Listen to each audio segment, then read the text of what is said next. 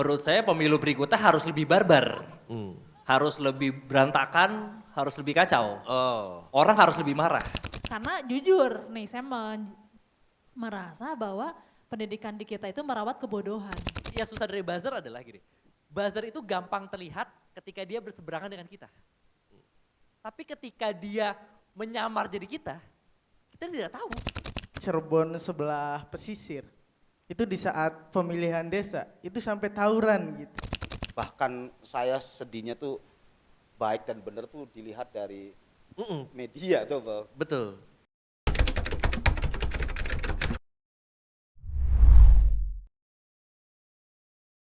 Bahwa perbedaan tuh nanti bisa dihilangkan dengan kita tenggelam dalam rutinitas kita. Tapi memang yang biasanya memperuncing perbedaan tuh waktu luangnya banyak Pak, itu kan. Saya nganggur nih bahas-bahas teori ini kan kacau semua nih. Scroll HP-nya sering. Scroll HP-nya sering, Pak boleh dipegang aja Pak, mereka jadi kalau ngejok kedengeran semua. Itu kan pemilu kita sudah lewat, lalu bagaimana pasca pemilu ini baik yang memilih pemerintahan saat ini, lalu yang tidak memilih pemerintahan hari ini bisa lebih bersatu gitu. Mungkin sebagai yang sering di kampus gitu melihat ini ada tanggapannya gitu Pak? Karena kan pembulian di jalanan itu terjadi kan gitu. Iya betul, ya kadang-kadang saya pribadi juga suka ngejek juga, tapi ngejeknya kan kalau sama temen sih dianggap bercanda. Betul. Tidak masuk ke hati misalnya gitu. Misalnya saya milih A, teman saya milih B, kemudian kebetulan pilihan salah satunya yang menang siapa, ya sering guyonan, bercanda. Tapi bercanda itu kan dalam skema teman dekat. Nah itu kita juga harus hati-hati bercanda kalau kita bukan teman dekat. Itu bisa nambah juga memperuncing masalah tadi kayak gitu. Oke, apa sih yang bisa hal yang bisa dilakukan ya bagi kami di kampus ya tentu ya arahan-arahan pimpinan misalnya di kampus tuh pasca pemilu ini kita kembali ke pekerjaan masing-masing, kemudian kita beraktivitas ya sesuai sedia kala gitu. Nasihat-nasihat itu terus dilakukan Pak di setiap pembinaan pegawai atau juga di momentum-momentum lainnya. Pak Rektor sering memberikan arahan-arahan pasca pemilu ini ya kita aktif sedia kala, tidak boleh lagi hal-hal yang menjadi dahulu kan kadang juga kita di grup WhatsApp juga ya sama lah Pak, sama. Betul, Kita betul. tidak bisa dipungkiri lah. Misalnya di kami di akademisi, misal saya juga ikut gabung di grup, kebetulan saya juga salah satu pembina Ormawa di kampus juga, sering membina teman-teman misalnya di salah satu kemahasiswaan di kampus ya. Ya kalau bagi saya yang begitu itu adalah yang biasa. Tapi kan mungkin bagi orang lain tidak biasa. Nah, hal-hal seperti itu yang kemudian kesadaran ini yang mesti dibangun ya secara terus-menerus ya. Kalau di kampus kami ya ada pembinaan pegawai itu Pak dalam rangka orientasi kerja-kerja kampus lah ya sehingga lebih maksimal lagi kita kembali lagi rukun, guyub, gotong royong, membangun bangsa. Bahkan misal kita juga yang misal menghargai juga persepsi teman-teman soal misalnya tadi misal kabur aja dulu. Iya. Tapi kalau semuanya kabur, siapa yang ngurus misalnya gitu kan. Yang ngurus kampus siapa, yang ngurus laut siapa, yang ngurus ini siapa kan gitu. Sedangkan saya sih berharap betul pada anak-anak muda di Cirebon ini untuk ya kabur aja dulu tuh berarti dia pesimis bagi saya. Mestinya dia menarasikan persepsi itu kebalikannya. Terlepas itu kekecewaan itu oke. Tapi bagaimana dia bisa mengembalikan itu, ngobatinya ya sebenarnya diri sendiri itu, kemudian dia bisa harus kembali kepada frekuensi semula. Bahkan saya sedihnya tuh baik dan benar tuh dilihat dari media coba. Betul. Narasi baik benar, apa yang kita lihat, bukan pada hukum kita gitu loh. Apalagi hukum positif atau misal kalau di kami misal diajarkan sesuai ajaran Al-Quran begini misalnya. Tapi bagaimana kita melihat persepsi di media gitu. Oh, ya itu juga ditentukan oleh pilihan politik pada akhirnya gitu. Karena barisan ini akhirnya mempersepsikan barisan ini yang paling benar. Barisan ini mempersepsikan barisan ini. Padahal mestinya tidak begitu. Rumus baik dan benar itu sudah berada pada takaran tertentu, yang itu kita yang bisa memilih sesuai dengan hukum-hukum yang telah ditetapkan, bukan pada persepsi pilihan masing-masing. Lagi-lagi kebenaran itu nanti diciptakanlah oleh subjektivitas, bukan lagi kepada objektivitas yang nalar kebenarannya itu ada pada jati diri masing-masing. Coba saya penasaran, boleh tepuk tangan nggak ya? Kalau yang sudah pemilu 2 kali? Oh dikit. Veteran di kuliah tuh pasti dia. Kelihatan mukanya tua itu. Veteran itu dia. Jadi semua pemilu pertama? Pemilu pertama ya? Nggak ada yang 2 kali? Ada yang belum nyoblos juga kayaknya. Oh ada yang belum nyoblos juga? Ada ya? Ada. 3 kali nggak ada 3 kali? 3 kali yang di depan semua ini ada 3 kali. Saya dari SB1. Nah untuk Ibu Rafi gitu sebagai pemerhati ini apa yang sedang terjadi sih sebetulnya? Apanya? Mendiskreditkan orang berdasarkan pilihan politik gitu. Oke. Apakah pernah ada penelitiannya kah? Apakah Sebenarnya begini ya, kalau apakah ini untuk tanda demokrasi yang baik gitu maksudnya? Dan bagaimana maksudnya ke adik-adik ini yang baru sekali voting lalu sudah diperuncing, langsung patah hati gitu. langsung diperuncing perbedaannya, bisa nggak temenan lagi satu geng, ada yang nge-kick WhatsApp dari grup gitu-gitu? Sebenarnya kalau polarisasi untuk sekarang itu nggak terlalu tajam. Tajam itu yang sebelumnya terbagi dalam cebong dan kampret. Ah Ya oke, nggak itu sih? lebih tahu, betul. Benar nggak sih? Dulu cebong dan Benar. kaum cebong, kaum kampret, dan sekarang ternyata cebong kampretnya sudah bersatu. Gitu. Nah, faktanya demikian. Nah, di sini polarisasinya tuh sekarang saya rasa masyarakat sudah mulai open minded gitu kan. Jadi sudah tidak ada lagi pasukan 01, 02, 03. Mereka sudah mungkin yang ada yang kekecewaan terhadap pemerintah gitu. Sekarang mereka sudah mulai release gitu ya. Jadi tidak ada, saya rasa masalah itu sudah jadi udah nggak terlalu jadi hal yang urgent. Beda dengan dulu. Dulu polarisasi terawat itu selama 10 tahun. Sangat tajam. Sekarang enggak. Enggak gitu ya? Ya seperti itu. Nah ini di sini kan ada kaum-kaum yang belum nyoblos, belum berdosa ya. Belum nyoblos kan, mereka belum berdosa ya. Benar. Nah, tapi coba sekarang geser ke Duto gitu sebagai konten kreator, apakah peruncingan itu terjadi kalau di dunia konten kreator? Lo kalau ribut-ribut lemparnya ke gue ya. mungkin bisa cerita sedikit kali ya, kayak apakah terjadi gitu pro dan anti pemerintahan dengan konten kreator? Itu udah pasti terjadi sih. Maksudnya itu udah kayaknya sekarang udah nggak bisa dihindarin lagi karena yang sosial media dan lain-lain kan. Yang profilnya pink itu anti pasti kan. Apa sih itu arahnya? Terus.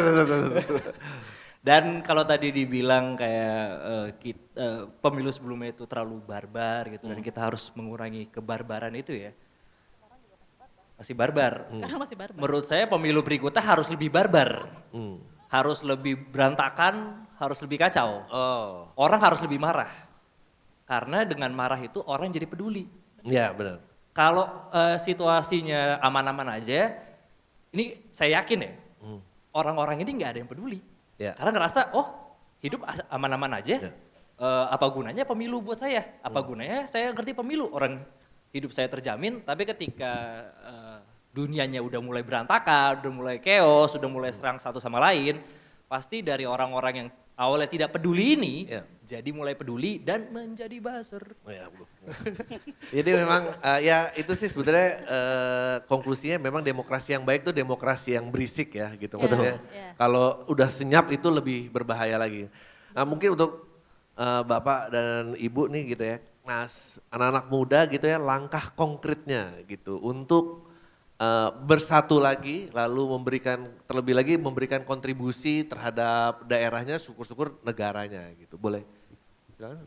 Oke, kalau saran saya sih, yang pertama itu adalah teman-teman tuh harus sering aktif di berbagai komunitas. Ya. Komunitas-komunitas yang banyak melakukan aktivitas-aktivitas positif bagi kemajuan bangsa, terutama aktivitas-aktivitas yang memang itu peduli terhadap lingkungan sosial, politik dan lain sebagainya. semakin banyak giat di berbagai macam aktivitas itu, saya meyakini kematangan berpikir, bertindak itu akan diolah di situ gitu. Sehingga itu dijadikan tempat ujiannya teman-teman sebelum fase berikutnya setelah ini naik gitu. Kematangan-kematangan itu didapatkan lewat komunitas-komunitas tersebut kayak gitu. Yang kedua adalah teman-teman muda ini itu jangan ragu untuk ikut kegiatan-kegiatan apapun yang menjadikan misalnya volunteer misalnya gitu. Lewat kontribusi-kontribusi volunteer inilah setidaknya hal kecil itu berdampak pada perkembangan di lingkungan, baik itu kampus, masyarakat atau lain sebagainya seperti itu. Yang ketiga adalah menjadi motor semangat gotong royong. Semangat gotong royong ini bukan hanya di dunia nyata seperti ini misalnya. Aktivis-aktivis Ormawa mungkin sering bergotong royong di kegiatan-kegiatan, tapi belum melakukan gotong royong di media sosial. Bagaimana membangun persepsi-persepsi publik ini gitu loh, agar terarah kemudian bagi saya itu adalah membangun narasi-narasi positif itu kemudian bisa terus menerus digencarkan. Sehingga optimisme pemuda, orang-orang muda ini kemudian ada pada pribadi-pribadi masing-masing tersebut gitu loh. Yang melanjutkan misal kami siapa nanti misalnya. Saya itu kan kelahiran yang sudah ini, teman-teman ini fase-fase yang mungkin sekarang sudah dibantu tugas-tugas kuliah sekarang nih. Yeah. Mas ya, sudah ada ChatGPT dan sudah mau tugas dari dosen apapun, cepet itu. Ya maksudnya nggak perlu waktu seminggu, 2 minggu, 5 menit udah jadi semuanya. Mau PPT, mau apa gitu. Tugas UAS sekarang mau analisis, mau apa. Selain tugasnya berbasis proyek. Nah maka dari itu lewat hal inilah yang kemudian kegiatan-kegiatan yang tadi itu ini harus terus menerus dilakukan oleh teman-teman muda sekalian kayak gitu. Sehingga apapun yang kita lakukan sekecil apapun ya bisa berdampak pada realitas di masyarakat. Dari Ibu Raffi? Oke, ini pertanyaannya itu kan habis pemilu mau ngapain? Ini kan unik ya. Sebenarnya harusnya ngapa-ngapain kita. Gitu. Ya karena pertama yang kurang dari demokrasi di kita ini adalah satu ya, sangat kurang itu pendidikan politik. Pendidikan politik dan membangun kesadaran hukum. Nah ini sangat miss sekali ya, ini melalui yang disampaikan oleh Bapak tadi betul sekali bahwa kita memerlukan agen-agen gitu melalui komunitas-komunitas. Teman-teman itu harus gelisah mikirin negara ini mau dibawa kemana, harus berpikir secara aktif gitu bagaimana. Nggak cuma hubungan aja ya. Iya, bukan hanya hubungan doang gitu kan. Negara harus dipikirin. Terkait toolsnya itu terkait dengan pendidikan politik tadi. Masuklah kita harus, jadi jangan alergi bicara soal politik. Karena bagaimanapun juga nasib bangsa ini ada di teman-teman semua. Tadi kaum-kaum muda kami masih merasa muda ya Bang ya? Ya, alhamdulillah. Saya masih muda loh. Saya jadi terkesan tua di sini. Jadi tapi ini saya enjoy sekali gitu, hari ini kita talk show bicara soal demokrasi dalam ruang yang sangat santai. Tetapi di sini ada dagingnya. Dagingnya adalah bahwa kita bicara mau dibawa kemana dan mau ngapain. Nah kita harus bikin mengkerucut ini. Yang paling penting di sini adalah terkait dengan membangun pendidikan politik dan kesadaran hukum. Bicara soal membangun pendidikan politik ini bicara soal baik dan benar terkait politik yang harus running di Indonesia itu kayak gimana. Nah kalau sekarang ini kan barbar banget gitu kan, ini teman-teman konten kreator gitu kan mengkritisi gitu kan. Dan saya sangat suka ya, asik gitu kan. Karena pembawaannya tuh jujur Betul. jujur dan menggelitik gitu kan. Tapi emang harus seperti itu dan itu yang disukai oleh anak muda. Itu segmennya tepat gitu kan, beda dengan generasi boomers gitu kan. Mereka akan melihat politik dengan kacamata yang berbeda karena di sini segmennya masuk. Nah di sini teman-teman bisa menjadi agen pendidikan politik terkait bagaimana negara ini bawa ke depan gitu. Ini kan banyak pilihan nih. Ini pasti teman-teman juga jadi pembahasan apakah masih kayak sekarang terbuka, tertutup, apa semi terbuka. Ini kan masih menjadi pertanyaan apakah tantangan MK akan dieksekusinya juga seperti apa. Nah ini salah satu pintu yang dimana pendidikan abis pemilu ini baru kemarin dan kita akan pemilu lagi 2 tahun ke depan gitu kan, 2 tahun ke depan ya? 2029. 2009 Kak? Iya. 3 tahun lagi. 3 tahun lagi. Ini persiapannya tuh penyelenggara tuh setahun ke depan, 2 tahun ke depan tuh sudah mulai akan menyesuaikan. Ini enggak sederhana yang akan dilakukan oleh penyelenggara baik Bawaslu, KPU dan DKPP gitu kan, yang dimana mereka punya porsinya masing-masing akan dieksekusinya seperti apa. Nah tentu di sini teman-teman sebagai agent of change, bagaimana sebagai pintu perubahan dalam demokrasi di kita harus bisa menjadi mitra strategis, mitra yang clear gitu kan, yang bisa mengajak teman-teman yang lain, oh ini kita harus berpolitik itu kayak gini gitu. Rata-rata nih teman-teman malas kan untuk bicara soal, jujur ya. Iya, benar. Mahasiswa saya bicara saya enggak, mereka awal gitu kan. Tugasnya itu tadi kita begitu dapat berbagai kemudahan dengan generasi AI gitu kan. Saya juga ngerjain tugas atau materi juga cukup dengan generasi AI, tapi kan harus compare dengan dipertanggungjawabkan apa yang sudah kita gali, dan itu bukan kita kalah sama mereka tapi kita yang menguasai mereka. Nah seperti itu, begitupun dengan politik ya, jadi urgent terkait dengan membangun kesadaran hukum serta pendidikan politik seperti itu. Ini berkaitan dengan pendidikan politik, Bu Raffi. Bagaimana dengan banjirnya sosial media di handphone kita nih gitu? Apakah bisa mengobati orang yang apatis politik? Ini baru sekali voting udah capek dia katanya, baru sekali udah saya menyerah, besok gak mau lagi. Nah, karena kan kondisi informasinya berbeda dari zaman kita gitu loh. Kadang lucu juga, ini salah satu indeks kerawanan dalam demokrasi itu adalah terjadi perbedaan hasil, ya nggak sih, melalui media gitu. Yang satu menyatakan menang, yang dua-duanya menang, semuanya syukuran. Ini ada di Jawa Barat, ada beberapa wilayah. Ini kan nggak baik juga dengan banjir informasi yang kita kurang. Saya berharap ya bahwa ada filter dari pemerintah gitu kan, jangan itu dirawat. Akhirnya masalah kita selalu senang banget sih melawat masalah gitu kan, lewat media sosial gitu kan, ya nggak sih? Ya kita tidak bisa mempertanggungjawabkan ini benar atau enggak gitu kan. Jadi istilahnya di era informasi yang bebas ini mestinya ada satu trustable source yang kita bisa mengacu ke sana, dan mestinya ini dari pemerintah gitu. Iya, itu kurang. Nah ini pada demokrasi itu saat kan kita tidak tahu bahwa informasi yang kita dapat ini benar atau enggak. Nah jujur ya, ternyata masyarakat kita itu mayoritas itu kelompok emosional yang sangat mudah tergiring opininya. Cukup digiring isu terkait dengan masalah perselingkuhan, istrinya 8 gitu kan. Senang tuh saya gitu. Nah itu kan, kayak gitu. Jangan pilih itu, selain isu SARA kan ini rawan sekali di Indonesia itu masyarakat sukanya kayak gitu kan. Ini membangun trust publiknya yang negatif gitu. Nah ini makanya pendidikan politik itu harus didukung oleh media. Urgent banget. Nah makanya mitra-mitra teman-teman konten kreator itu memiliki beban yang berat ya sebenarnya. Kalau, bagaimana? Menarik simpati publik gitu. Kalau di Kaduto FYP-nya top 3 perselingkuhan siapa aja? Saya jujur 1 Jule. 1 Jule saya. Ya, 2 Indra Rusli. Gak jujur dari situ saya. Kalau untuk Pak Wahyono, apatis ini bagaimana Pak di lingkungan kampus? Gue begitu doang. Iya lu begitu doang, lu tidak ada kredibilitasnya, jangan. Enggak, ini adalah pelajaran untuk adik-adik ya. Tadi kita bicara tentang trustable source ya. Janganlah percaya konten kreator, itu pelajaran pertama. Ini makanya ditanya cuma segitu doang. Ini kan Masa habis itu langsung pindah ke yang lain. Enggak beneran. Kita ini kan punya masalah, kayak kita banyak protes. Oh kenapa nih artis malah menjabat dewan ini apa segalanya. Masalah kompetensi kan. Loh sama aja konten kreator yang ngomongin, sama juga nih ini. Jelek nih pasti IP-nya, coba berapa IP lo? Jujur, 3,3. Widih, luar biasa. Universitas Pajajaran, Jatinangor, Teknik Geologi. Konten kreator. Jadi konten kreator. Kan? Gak dapat kerja di minyak. Iya.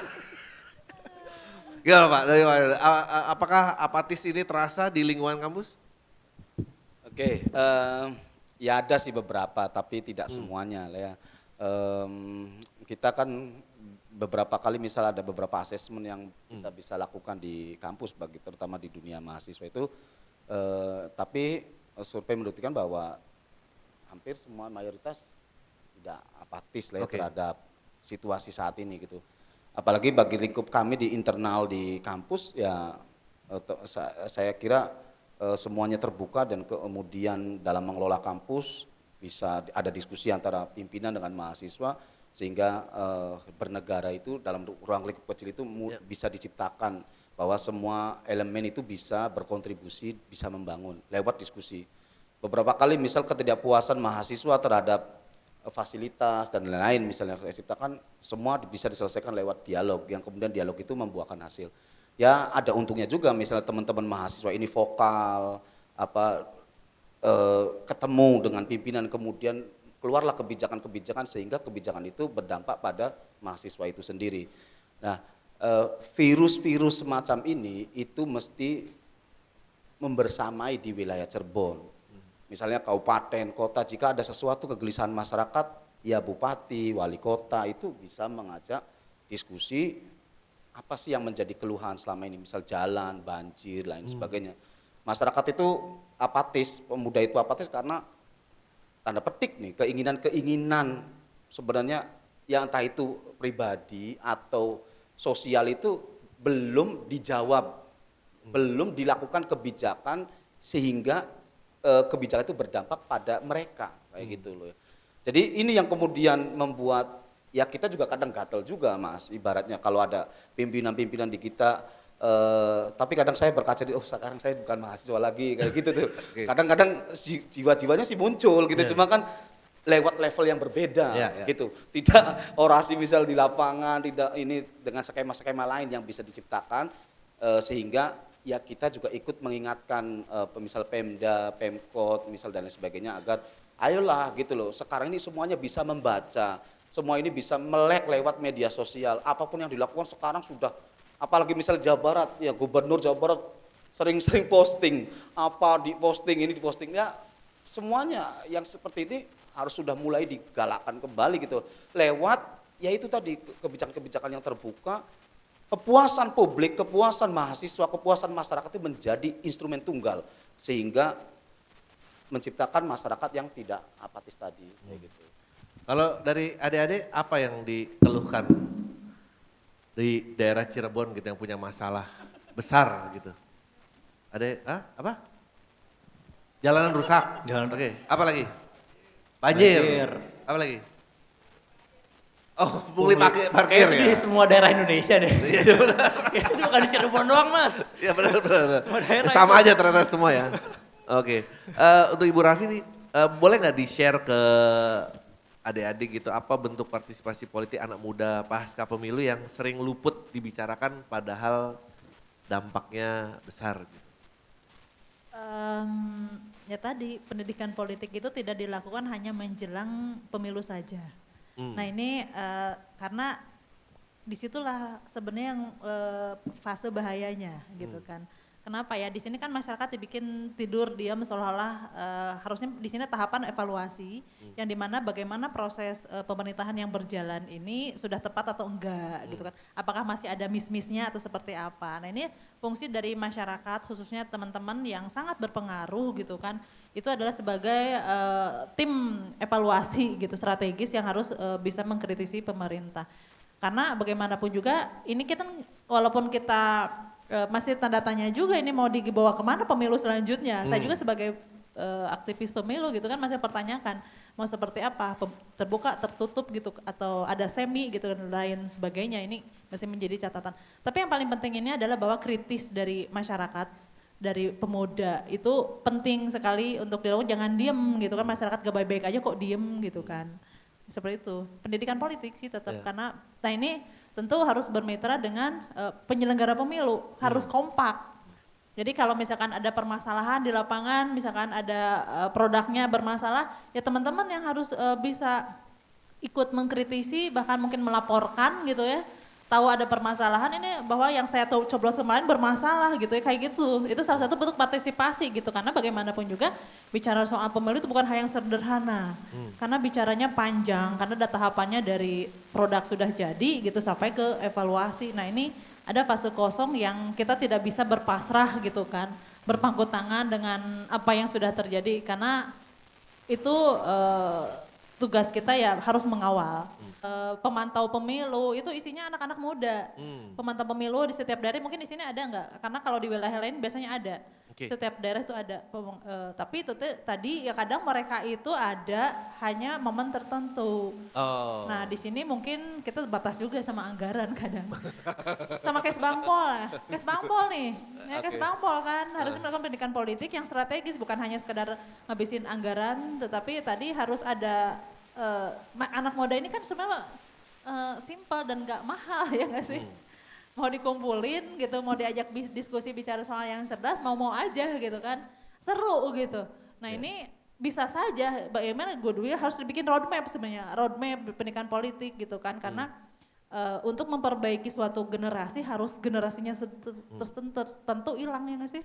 Nah, kalau ibu diberikan wewenang gitu ya untuk mengatur kurikulum Nah, pendidikan, ini pertanyaan yang tepat menarik.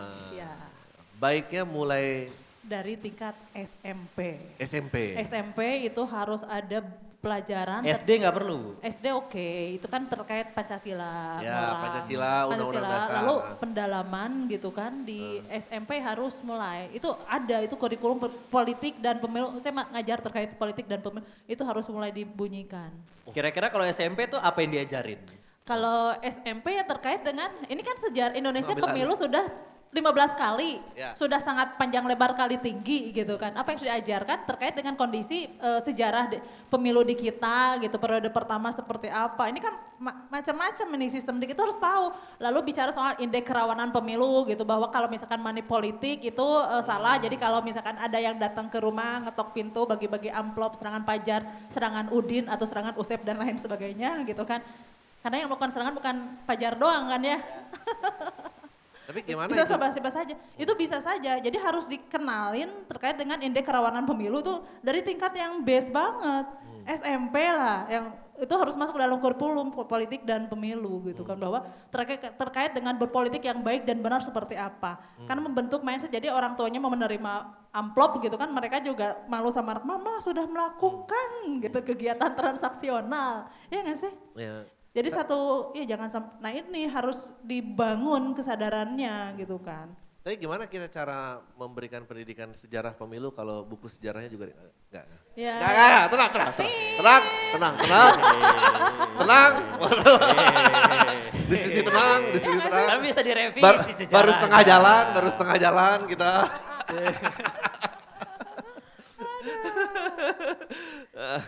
Pak Wahyono nih Pak, kita di daerah seperti Cirebon gitu ya, kan tadi kita dengar isu desa gitu ya, jalanan dan segala macam, kesehatan, pendidikan masih kuat. Di mana posisi strategis anak muda untuk ikut mengawal kebijakan publik?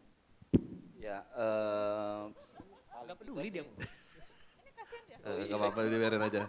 Nanti ntar dia tanggung jawabnya lebih paling besar tidak lagi. gini, saya juga kadang sering sih Pak lihat medsosnya, ambil contoh di kabupaten lah, Bupati Cirebon, sekali posting tuh ya Allah, dari 50 yang komentar tuh, yang nginanya banyak banget. Ya kan apalagi sekarang musim hujan ya, aduh janji-janjinya misal dulu nanti ada yang anggota dewan ngomong, Juli, misalnya gitu kan. Ada yang, ya semua bisa melihat itu, tapi paling tidak anak-anak muda ya memang yang pertama ya harus terus, karena ini konsekuensi pilihannya masyarakat. Yang pertama ya tetap harus terus memonitor janji kampanye dari calon. Kan mungkin kita bisa menelusuri jejak digital di KPU, kan ada visi misi dari masing-masing calon itu. Kemudian misalnya calon A yang menang itu ya bisa kita lihat janjinya seperti apa sih dalam hal infrastruktur, kemudian dalam hal kesehatan, sosial, ekonomi. Nah itu lah janji-janji ini, menagih janji ini kan tidak bagi saya enggak mesti dalam kalimat-kalimat hinaan itu Mas, Ya, betul. itu loh. Itu juga kan enggak boleh juga kalau saya sih, maksudnya mesti tetap dengan komentar-komentar yang baik gitu, tetapi sambil mengingatkan. Maka kalau yang saya lakukan misal di awal tadi saya saranin perbanyak komunitas atau lewat kegiatan-kegiatan sosial aktif. Nah, melalui komunitas-komunitas itu yang kemudian untuk tanda petik mengkritisi pemerintah dan mengontrol janji-janji pemerintah. Yang kedua itu jangan ragu, anak-anak muda yang kritis begini jika terjadi penyimpangan tuh ya harus berani melaporkan juga gitu. Jangan berdada pada titik sendiri, ujung-ujungnya menjadi bahan hinaan, ejekan, tapi teman-teman tahu nih ada masalah problem tapi nggak pernah Ya, lapor nggak enggak? berani. Iya lapor gimana? Tadi udah stagnan di Ya. fase itu aja, nanti buat bulian di medsos aja gitu atau buat bulian di candaan aja. Sedangkan misalnya mungkin saya yakin misalnya banyak lah yang melintas lah di kita, misalnya ada ini terjadi begini, ini terjadi begini. Penyimpangan itu melaporkan tuh bukan hanya soal hukum, tapi misalnya ada masyarakat sekitar kita yang BPJS-nya nggak aktif, lah itu harus dilaporkan tuh. Kemana ya? Kalian yang menjadi kritis. Kemana? Oh, ke puskesmas, sini. Ada sekitar kita yang tidak mampu. Cara dapat KIP tuh gimana sih? Nah, maksud saya melaporkan tuh bukan soal hukum saja, tetapi jika ada situasi sosial yang ada di lingkungan kita juga harus menjadi agen untuk melaporkan itu ke, misalnya kalau ini ke Dinsosta, ke apa. Nah, itu yang harus ada rumah rutilahu tidak layak, misalnya rutilahu, rumah tidak layak huni. Kemana nih kita? Dinsosta, Basnas, misalnya gitu. Nah, yang seperti inilah yang kemudian harus mulai harus ada gitu loh pada diri kalian semua, sehingga benar-benar yang namanya menjaga kewajiban-kewajiban stakeholder itu bisa dikontrol oleh teman-teman sekalian. Yang ketiga adalah paling tidak mendesak untuk Pemda atau pihak berwenang itu untuk ya menjaga akuntabilitas kerja dan lain sebagainya gitu, sehingga program-program yang dilakukan oleh calon, misalnya baik itu DPR, misal bupati, wali kota, ya bisa dirasakan secara langsung oleh masyarakat. Tidak lagi pencitraan, tidak lagi gotong-gotong misalnya ya, dan lain sebagainya lah ya, banyak. Ya saya yakin semua sudah melihat lah ya, misal kejadian kemarin ada yang ini aja langsung, wah. Tapi saya ingat betul cerita Umar bin Khattab itu kan, pada suatu malam ada yang kelaparan, bawa sagu lah ya kalau di sana lah ya, bawa karena nggak ada beras soalnya, jadi bawa makanan pokok yang dibagi-bagikan. Mungkin filosofi itu yang tapi nggak bisa, sekarang sudah pada melek tuh Mas ya. Jadi semua sudah tahu, walaupun benar sih politik itu pencitraan, tapi pencitraannya kira-kira dikemas mungkin lah sealamiah mungkin, jangan kelihatan sendirian kayak gitu kan, yang lainnya masa sih ada ini misalnya seperti itu. Jadi ya saya berharap betul pada kontribusi anak-anak muda ini tadi, misalnya satu memonitor janji pemerintah, yang kedua ya berkontribusi untuk melaporkan ke siapapun, ke pihak manapun terkait situasi yang sekitar kita. Yang ketiga ya ayo bareng-bareng menjaga akuntabilitas dari kinerja apa yang menjadi pilihan kita kayak gitu. Tapi gimana Pak kalau tanggapannya adik-adik bilang kayak lapor lama Pak, viralin aja. Nah, nggak apa-apa. Oh, nggak apa-apa juga. Nggak apa-apa. Kalau saya setuju. Iya, kalau saya setuju lah ya. Nggak apa-apa, partisipasi aktif. Itu namanya partisipasi aktif.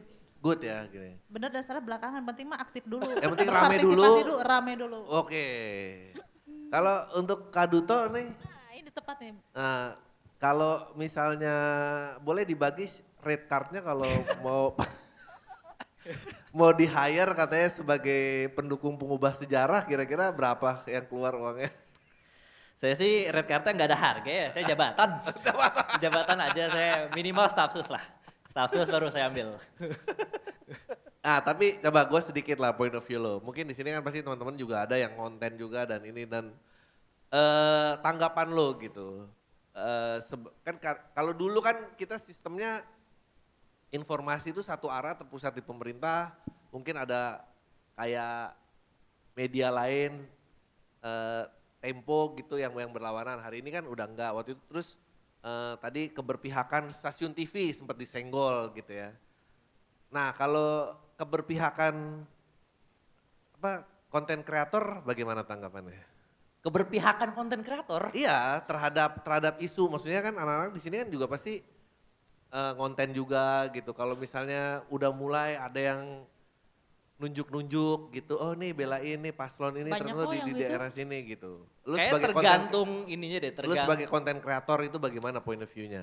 Kayaknya kalau misal, itu kan berarti balik lagi ke orangnya ya. Ya. Orangnya itu sebenarnya ada di pihak mana. Ya, Kalau misalkan orangnya itu ada di pihak yang anti pemerintah, udah pasti dia akan mengkritisi. betul. Ya kan kalau dia yang pro pemerintah, udah pasti dia nggak mau konten, takut. Ya, Iya. nggak gitu. Nggak mau konten dong. Tapi kan yang hari ini anti besok bisa pro.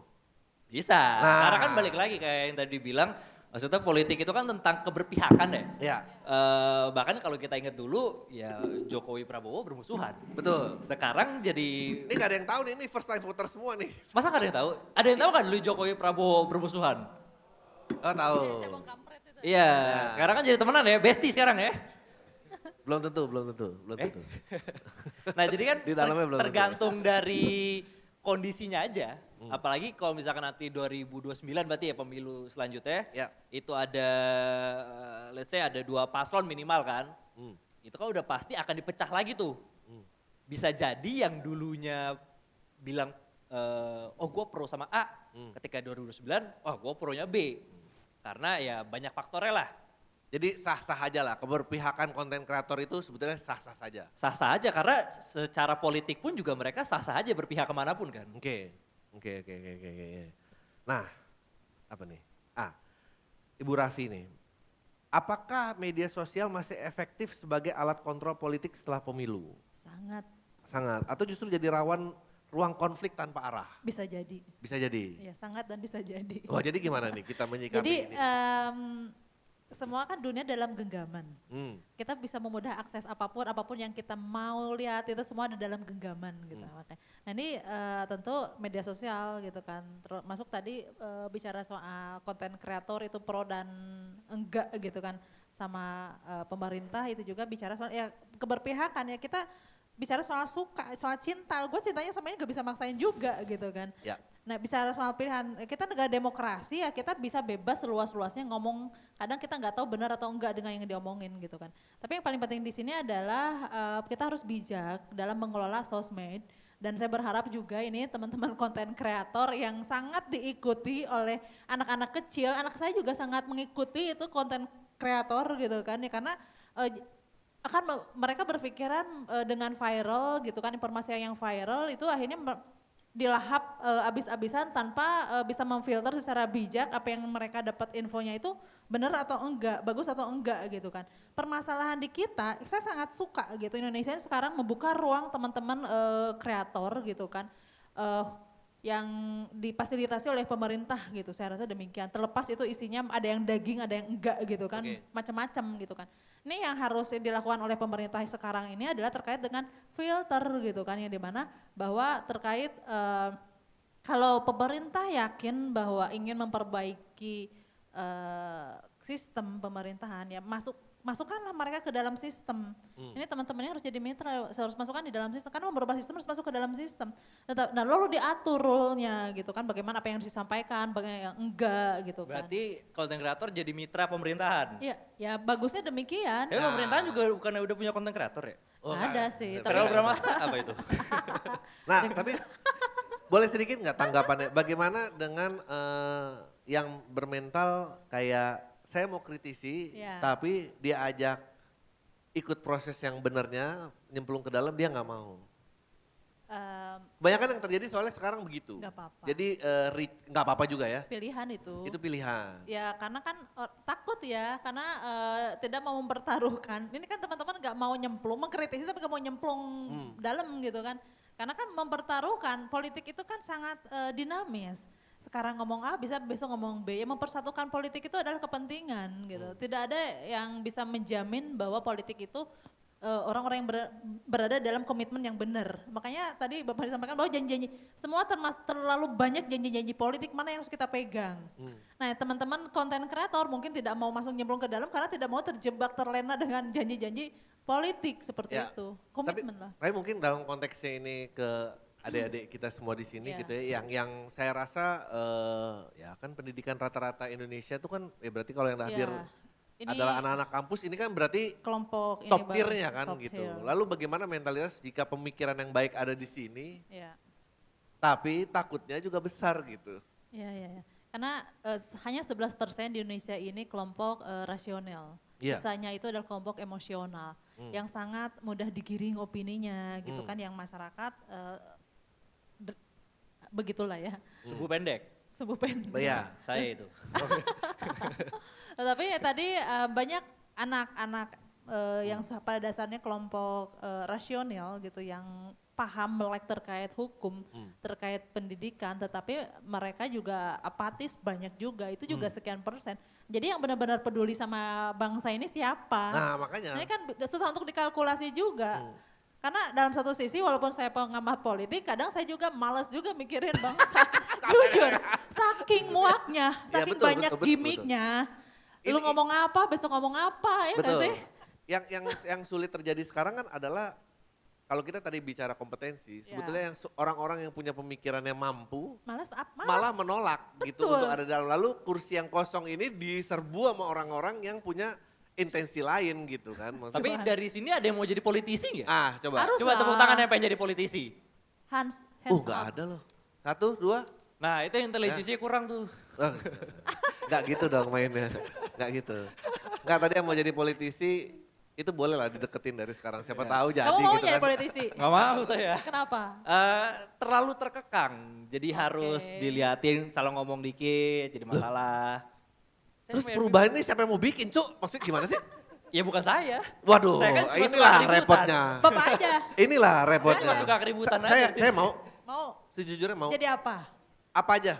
Legislatif, eksekutif, Eksekutif lah. kayak Presiden, Farel gitu presiden. ya? Eksekutif. Farel gitu. Farel, gini, nah. Nyala ya kamera, nggak jadi ya. Kita gimana ya cara ngebuang namanya? Oke Aman lah. 20 menit. Sial. VB. Udah disebut ini Ferel Bramasta. VB. Nah, Zulhas. tadi kan sebetulnya kan sangat disayangkan. Anggaplah kasus tadi ya, kasus tadi gitu. Akhirnya kita hanya gaduh di sosmed aja, nggak ada yang mau ngambil kursinya dia loh. Maksudnya kita hanya bisa akhirnya mendiskreditkan intelektualnya dia, tapi yang merasa intelektualnya lebih tinggi juga akhirnya nggak mau nyemplung gitu. Akhirnya dia jadi kayak roda setan aja nih, maksudnya. Ya terus kita mau gimana? Semua lah yang top 5 tuh siapa aja? Top 5 coba konten kreator tadi dilempar ke sini. Ya ada lah yang berseliweran di FYP kita gitu.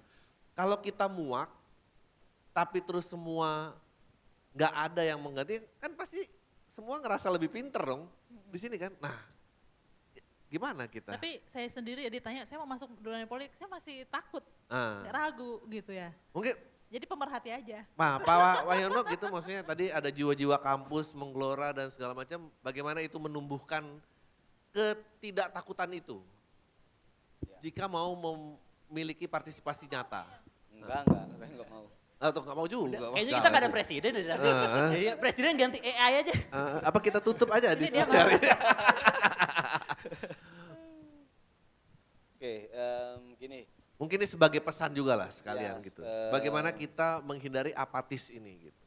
Kan saya bilang soal kesempatan lah ya. Kadang teman-teman membuli nih, mengejek, melakukan sesuatu terhadap figur-figur yang sudah ada di situ. Iya. Ada korupsi, ada kolusi, nepotisme. Bisa jadi teman-teman kalau sudah mendapatkan kesempatan itu mungkin godaan akan lebih Betul. luar betul. biasa. Misalnya kemarin di Hakordia, semua hampir bikin flyer Iya. anti korupsi misalnya. Tapi bisa jadi suatu saat teman-teman terpilih misalnya besok yang pengen jadi bupati, wali kota, anggota DPRD. Banyak sekali. Iya. Sekarang sih belum ketemu Betul. kesempatan, ketemu orangnya. Mahasiswa ya ketemunya dosen, rektor, waret. Tapi kalau sudah jadi besok ketemunya pengusaha apa gitu kan, banyak sekali lah ke depan. Dulu itu Pak, yang bikin iklan katakan tidak pada korupsi. Ketangkap semua.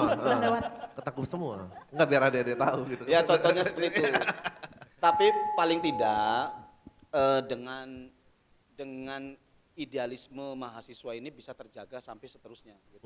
Jangan ragu untuk memilih mana yang ingin dilakukan. Jika teman-teman pengen jadi bupati, diseriusi. Jika teman-teman jadi wali kota, diseriusi. Jika teman-teman jadi pengen DPRD, karena mereka-mereka lah yang punya kebijakan. Ya. So, guru, kesehatan, lain sebagainya adanya di mana? Ya presiden dengan legislatif, undang-undang kan, maka diangkatlah nanti P3K dan lain sebagainya. Di kabupaten untuk di tataran ini Perda, ya ada DPRD dengan bupati, wali kota dan lain sebagainya.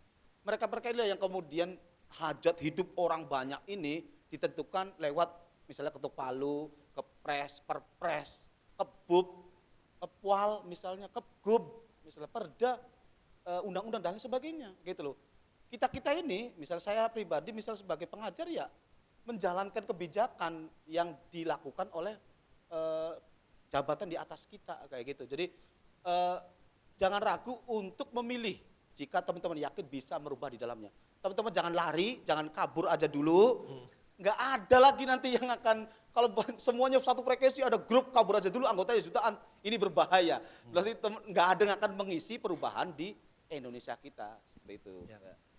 Nah, untuk Ibu Raffi ini mungkin sekalian konklusi, jadi tapi sebelumnya juga ada pertanyaan kayak dan langsung disambung aja. Kesalahan yang paling sering terjadi pada saat pemilih pertama tuh selain tadi kurangnya pendidikan politik, apa lagi biasanya? Apa ya? Pressure teman, pressure keluarga, pressure keluarga. Jadi begini ya, kadang kita karena sistem demokrasi kita yang kemarin terbuka, teramat terbuka gitu kan. Pada faktanya orang-orang yang berkualitas tidak dapat kesempatan. Saya sangat menghargai proses. Proses tidak akan berkhianat pada hasil. Karena kader-kader yang terpilih itu bukan orang-orang kader yang terbaik dari partai tertentu gitu kan. Karena orang-orang yang terpilih itu orang-orang yang punya modal finansial, pengusaha yang mereka tidak tahu mau menjadi pemimpin itu kayak gimana, menjadi legislatif seperti apa, mau jadi eksekutif seperti apa gitu kan. Ini pertaruhan banget, kok negara Indonesia dipertaruhkan kepada orang-orang yang secara kualitas dipertanyakan. Saya sangat percaya terkait dengan modal sosial. Modal sosial itu harus dimiliki oleh orang-orang calon pemimpin masa depan gitu kan. Termasuk kader-kader yang didorong dari partai tertentu itu harus betul-betul memiliki modal sosial yang benar gitu. Jadi tanpa masyarakat itu kan memilih dia bukan karena cuannya, bukan karena amplopnya, bukan karena sembakonya, tetapi karena dia sudah berkontribusi sama masyarakat gitu kan. Nah, akhirnya didorong sama partai untuk memilih dan akhirnya memberikan efek dampak positif kepada daerah-daerah pilihannya. Itu yang benar gitu kan. Itu kenapa kita demokrasinya secara terbuka. Kita membuka ruang kepada tokoh-tokoh di daerah untuk memberikan kesempatan merubah sistem. Saya sangat sepakat bahwa politik itu pada dasarnya itu ibadah. Karena ada seseorang mau mengabdikan hidupnya untuk orang banyak gitu kan. Sebaik-baiknya manusia itu bermanfaat buat banyak orang. Tetapi kan sekarang kita terjadi pergeseran yang signifikan. Politik di kita seolah-olah negatif gitu kan. Kenapa? Karena politik transaksional di Indonesia ini sangat masif, terstruktur dan terjadi pergeseran moral. Jadi pergeseran moral pada akhirnya orang-orang yang dipilih itu orang-orang yang secara kualifikasi diragukan. Seperti itu ya, ini jelas gitu. Kalau pesannya untuk adik-adik? Pesannya ya tadi, jadilah pemilih yang cerdas, jadilah seorang politisi yang bijaksana dan jadi juga adik-adik yang bijaksana. Saatnya kita hidup gelisah gitu kan. Selalu gelisah akan dibawa arah kemana bangsa ini. Karena kalau enggak kita yang melek siapa lagi. Kita berhadapan dengan kondisi banyak dari berbagai sektor, kita sedang dalam kondisi kritis gitu ya. Masalah lingkungan. Kenapa lingkungan kita sekarang banjir? Jalan kok gitu-gitu aja gitu kan. Ini kan kondisi yang kita nggak bisa abai. Karena produk yang kita pilih karena transaksional tadi gitu ya, kelompok emosional yang memilih gara-gara serangan Fajar, Udin dan lain sebagainya tadi gitu. Pada akhirnya kita memilih orang yang pada akhirnya kita menyesal gitu. Jangan sampai, karena menyesal itu kemudian ya depan itu ada pendaftaran gitu. Jangan sampai hal itu terjadi. Luar biasa, boleh tepuk tangannya dulu untuk dua moderator kita. Ya berarti tadi kayak bagus kalimat terakhirnya adalah sebaik-baiknya orang adalah yang bermanfaat untuk orang banyak gitu ya. Mungkin kalau misalnya ada di sini punya cita-cita yang sangat tinggi, mungkin itu dibawa terus dan itu bisa menjaga dirinya agar nggak keluar jalur atau nunjuk-nunjuk sungai. Ya kita sebelum ke sesi tanya jawab, kita ada hiburan dulu nih 5-10 menit dari teman saya akan berstand up nih, kalau lucu teman saya, tapi kalau enggak dia pulang sendiri. Boleh tepuk tangan beri untuk Kak Duto. Assalamualaikum warahmatullahi wabarakatuh. Akhirnya saya dibolehin ngomong. Dari tadi mulut saya dibungkam, mohon maaf. Anda Puan Maharani apa gimana nih? Apa kabar semuanya? Baik? Saya senang banget. Ini pertama kalinya saya ke Cirebon, sejujurnya. Dan iya jujur ini pertama kali saya ke Cirebon dan selayaknya orang yang baru pertama kali ke sini ya, saya tuh langsung nanya ke orang-orang, apa sih tempat wisata di Cirebon gitu. Terus tadi ada teman kalian bilang namanya Ais. Dia bilang, dengan tegasnya dibilang, Mas kalau ke Cirebon wisatanya ke Pekalipan. Saya tanya, itu apa? Mas. Kalau mau sekarang saya anterin. Weh, jangan. Ntar malam aja kalau mau. Tempat jualan katanya. Di sini ada yang pernah ke sana? Ada yang pernah? Ada yang tahu? Ada yang tahu tepuk tangan deh. Lah, ditipu dong gua. Gua tanya, apa tempat paling terkenal di sini? Pekalipan, Mas. Dia doang yang tahu sialan. Nyata dia doang yang ke sana. Soalnya gua tanya ke dia kan, emang itu seperti apa? Dia bilang, Mas, di situ ada paket-paketnya, Mas. Paket apa? Ada paket malam di situ. Dibilang, Mas, ada 2 paket di situ, Mas. Ada paket 100.000 sama 500.000. Bedanya apa? Gue tanya. 100.000 biasa. 500.000 sampai setengah-tengah, Mas. Setengah-tengah tuh apa? 500.000 jangan. Maksud gue kenapa wisata di Cirebon seperti itu? Tapi itu masih mending, karena gue pernah ke Solo teman-teman. Gue pernah ke Solo dan layaknya orang baru pertama kali ke Solo juga ya, gue tanya ke ChatGPT. Apa sih tempat wisata terbaik di Solo? ChatGPT ngasih list gitu, demi Allah list pertama dia kasih rumah Jokowi.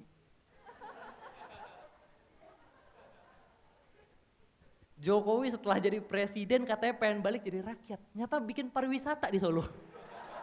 Jadi tempat wisata, ya Allah kata gue, ini kan artinya ya, ChatGPT ternyata selama ini adalah projo teman-teman. Iya, ini alasannya kenapa Gibran selama ini pro AI. Karena dia mendukung, dan gue ke sana. Gue ke rumah Jokowi, ngapain nggak tahu. Gue pengen lihat aja, oh ini rumah Pak Jokowi. Cuman karena itu rumah presiden ya, dan Pak Jokowi yang nggak ada, jadinya gue kesana nggak dapat apa-apa. Sebel tuh gue kayak, ngapain gue ke rumah Jokowi yang nggak dapat apa-apa? Mending gue ke rumah Saroni dapat kulkas. Iya, setidaknya gue ke rumah Saroni bisa jarah kulkas loh. Iya kan? Kalian ada yang nontonin konten penjarahan rumah Saroni ya?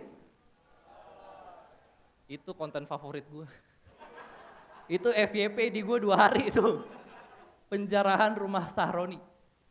Kalau kalian lihat ya, itu wah di jarah udah mulai gak jelas. Ada orang datang ke rumah Saroni cuma buat berenang.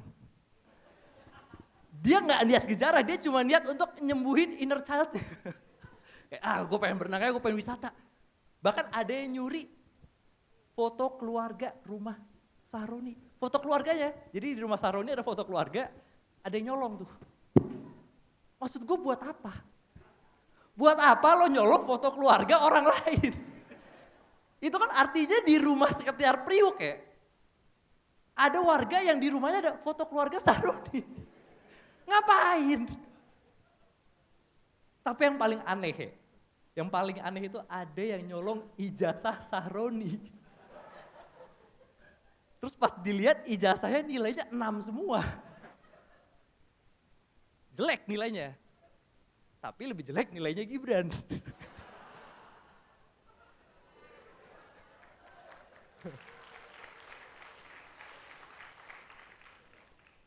Makanya gue bingung kenapa orang ngambil ijazah Saroni. Kalaupun ada yang pengen ngambil ijazah Saroni, harusnya siapa? Gibran. Kenapa? Karena ijazah bapaknya hilang. Butuh pengganti. Ada yang nyolong ke rumahnya. Bahkan ada yang jarah rumahnya uya-kuya. Maksud gue, lo ngapain sih ngejarah rumahnya pesulap? Kan bahaya ya. Mengejual kayak masuk ke lemari ada cewek gitu. Sepatu. Tapi kan ini temanya abis pemilu mau ngapain ya? Sebenarnya deh, kalian tahu gak sih kayak pemilu itu katanya istilahnya adalah pesta demokrasi. Kalian tahu gak? Pernah dengar istilah itu, pemilu adalah pesta demokrasi. Kayak gue gak ngerti kenapa pemilu dinamain pesta demokrasi. Karena seperti yang kita tahu, pesta itu cuma seru pas pestanya. Abis itu yang ada hangover. Orang udah pada pusing. Minum dulu ah. Ini bingung mau dibawa kemana yang ini gue.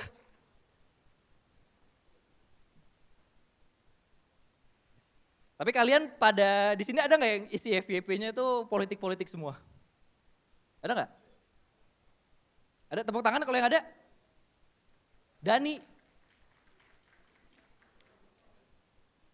Jujur aja ya, sekarang tuh isi FYP gue udah politik-politik semua. Kayak, wah bro, sekarang tuh kayaknya ya, mungkin gara-gara sekarang keadaan di Indonesia juga lagi kacau banget ya. Sekarang tuh viral dikit langsung ditarik ke politik. Ya gak sih? Demi Allah ya, kemarin gue lihat di FYP gue, ada orang bikin sound, ya Allah lindungi Bahlil. Ya Allah lindungi. Maksud gue kenapa harus sebegitunya ditarik ke politik semuanya? Sekarang AI juga dipakai untuk, gue kecewa, gue pikir AI itu bakal dipakai untuk bikin sesuatu yang luar biasa loh. Ternyata AI dibikin untuk bikin meme Bahlil. Ya kan, kecewa gak sih kalian? Kecewa loh gue. Banyak tuh meme Bahlil, ada Bahlil jadi Thanos. Pernah lihat Bahlil jadi Thanos? Bahkan yang paling sering gue lihat ada orang, anak kecil mirip Bahlil. Pernah lihat kan? Bahlil mini. Lil Bahlil. Itu kalau gue jadi rapper itu nama gue tuh. Lil Bahlil. Gila bro, sekarang udah. Tapi ya gue tuh sebenarnya gak setuju. Bahkan ada berita sempat beberapa waktu lalu, Bahlil itu saking keselnya sama orang yang bikin meme tentang dia pengen mencari dan memenjarakan orang yang bikin meme tentang Bahlil. Gue baca itu kayak, respect gue. Respect gue. Itu kan berarti artinya ya di kantornya Bahlil ada orang yang kerjanya ngeliatin meme Bahlil. Ada orang yang kerjanya tiap hari masuk kantor cuma kayak buka Twitter ketawa-tawa doang. Lucu nih meme Bahlil.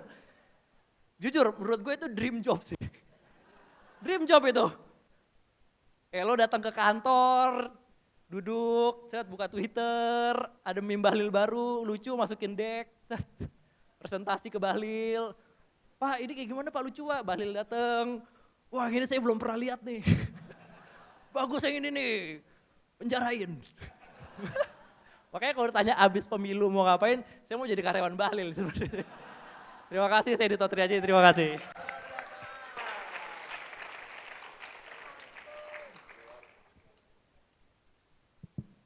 Luar biasa Kak Duto. Berarti kita balik bareng ya? Balik bareng, masih temenan. Tadi dia udah takut katanya. Kalau nggak lucu jangan disuruh cicet lah. Aduh, paling kasihan stand up kalau nggak lucu tapi MC nggak boleh turun katanya. Ayo dong jangan lu. Tadi gimana performance-nya? Kok bisa nggak lucu itu? Gue tabok ya lama-lama. Oke, kita buka pertanyaan untuk teman-teman. Siapa yang mau keliling kasih mic-nya? Ada moderator siapa?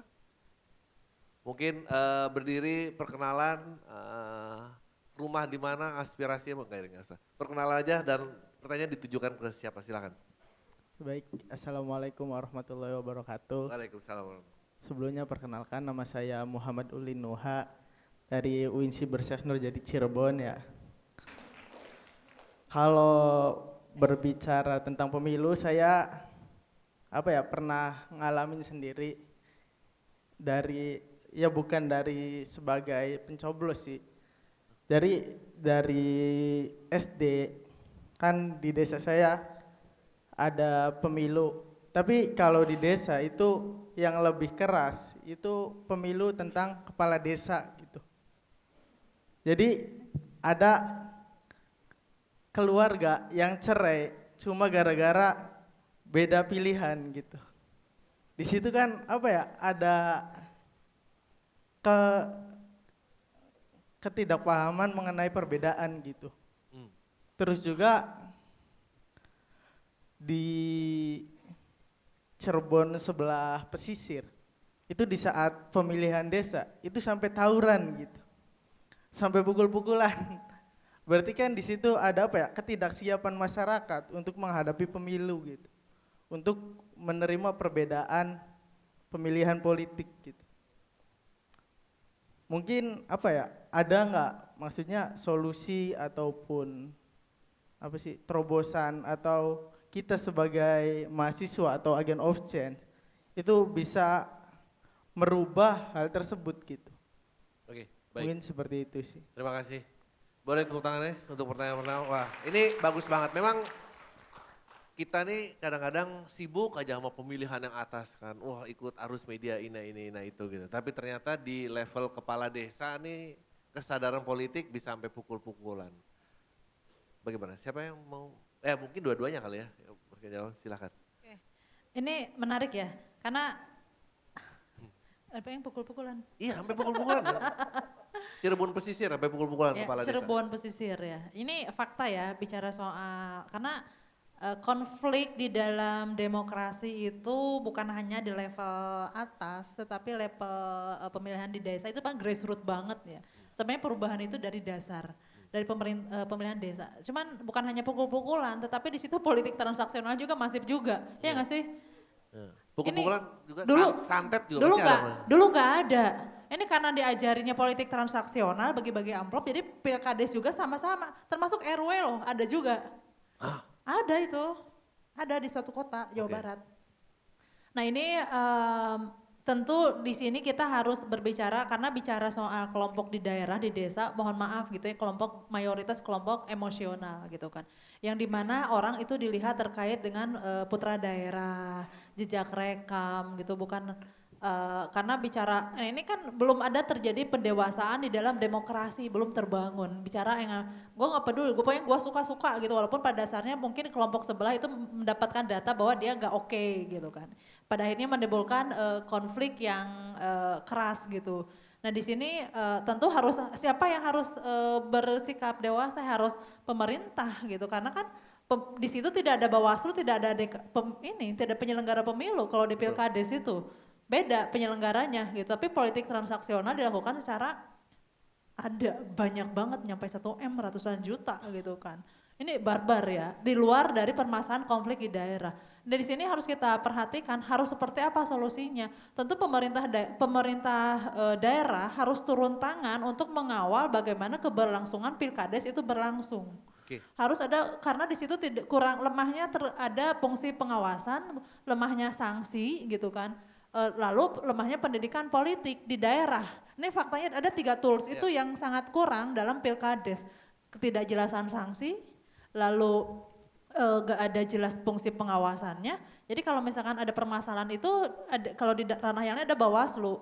Jadi kalau ada permasalahan konflik 1 sampai 2 kali, 3 kali 24 jam itu sudah harus selesai gitu kan. Kalau masalahnya lebih berat masuk pidana pemilu, masuk ke tahapan selanjutnya. Nah di sini belum ada.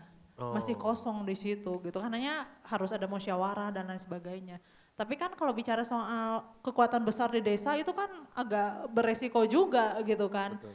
Nah harus ada ketegasan dari pemerintah daerah bagaimana fungsi pengawasan dan siapa yang akan melakukan. Nah ini PR banget ya. Selain dari itu indeks kerawanan dalam pilkades juga masif sekarang. Jadi saya pernah main nih ke Kalbar. Di Kalbar ini saya narasumber mirip lah kayak di sini. Di situ audiensnya tuh ada kepala dinas dan sebagainya. Dia mau ngasih rekomendasi, kalau mau belajar terkait demokrasi pemilu itu ke pilkades. Kalau di Kalbar itu masih clean, tidak ada politik transaksional. Jadi ketokohan yang dibangun, kefiguran. Tapi di wilayah wilayah Jawa Barat gitu kan contohnya gitu, itu politik transaksional sudah masif, termasuk ke tingkat RW seperti itu. Tapi kan kalau kita kan nggak bisa nih nunggu-nunggu pemerintah, maksudnya Ya, kalau partisipasi kesadarannya publik, harus dibangun. partisipasi adik-adik ini bisa bantu apa gitu. Nah, adik-adik bisa bantu apa ya? Itu tadi membangun kesadaran hukum. Jadi perbedaan itu nggak masalah loh, kita dilahirkan dalam perbedaan. Kan kita terakhir dari perbedaan, nah itu harus bisa bagaimana menjaga tetap dinamis dan harmonis dalam berdemokrasi. Seperti itu. Oh ya, Usia kamu berapa? 20. 20. Kalau jadi panitia Pilkades masuk nggak kira-kira? Oh dia jadi panitia pilkades, Ya benar. contohnya, kan ada panitia 11 tuh misalnya. Benar. Masuk nggak usianya? Masuk? Masuk ya? Dari desa kamu yang kuliah berapa orang? Banyak sih.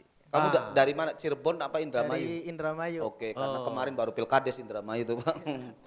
Oke ya. Iya cuma di Indramayu kemarin pakai mekanisme baru, menggunakan seperti pemilu kan. Ada di kotaknya tuh di blok-blok. Kalau dulu kan Pilkades itu ada di desa, disediain 4 atau 8 TPS lah. Kalau sekarang sih di masing-masing dusun, apa dusun tuh, blok lah ya gitu ya, RT lah ya gitu ya. Maksudnya tiap RT-nya tuh ada panitia gitu. Kalau dulu sih panitia 11 saja kalau dulu gitu. Oke, ya Indramayu, Cirebon, wilayah-wilayah Pantura lah ya, memang agak-agak panas sedikit lah kalau soal Pilkades ya, terutama daerah-daerah sinilah, saya nggak mau nyebutin daerahnya lah ya. Dan itu sudah dimitigasi sebenarnya oleh polisi, misalnya di Cirebon aja oleh kalau wilayah sini oleh Polres Cirebon Kota. Kalau wilayah Cirebon Kota itu ada beberapa wilayah kecamatan di kabupaten, itu wewenang hukumnya menjadi wewenang wilayah Cirebon Kota. Itu terutama daerah-daerah yang memang dimitigasi, tapi kadang-kadang masyarakat juga menganggap itu peristiwa adat. Oh. Iya, peristiwa adat yang memang kadang-kadang harus ada. Ini salah, maksud saya ini salah gitu loh bagi kita tuh. Bagi saya, teman-teman harus berani tuh mengambil alih posisi panitia di tingkat desa. Jadi memungkinkan lah ya mahasiswa lokal. Memungkinkan, bikin sangat komisi memungkinkan. Pengawas gitu. Iya, saya dulu zaman mahasiswa sudah menjadi sekretaris desa, sekretaris panitia 11. Karena waktu itu kalau zaman saya mahasiswa itu masih pilihannya di tingkatan desa Pak, aninya tuh Mas. Enggak kayak di Indramayu kemarin. Enggak tahu nih kalau di Pilkades nanti ke depan di Cirebon sistemnya seperti apa. Kalau di Indramayu sudah mulai tuh kayak pemilu tuh polanya di setiap masing-masing RT. Ya, karena gitu. di otonomi daerah, Iya, kewenangannya diserahin ke daerah, jadi Iya. beda-beda. Jadi gitu. Jadi paling tidak saran saya sih itu ambil tuh panitia di desa. Silakan dibuat aturannya.